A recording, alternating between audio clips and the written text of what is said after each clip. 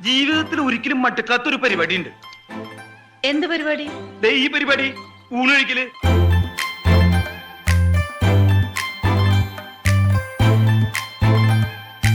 നിർത്തിയ നിറഞ്ഞു. ഒരു പഴം കൂടി താങ്ങൂല്ലേ? താങ്ങൂല.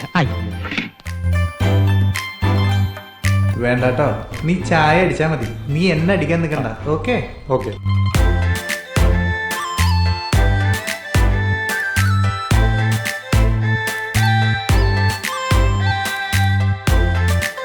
ഒന്ന് മതിയാക്കട, കുറെ നേരം വലിരുന്ന് വെട്ടി വിഴുങ്ങുന്നു.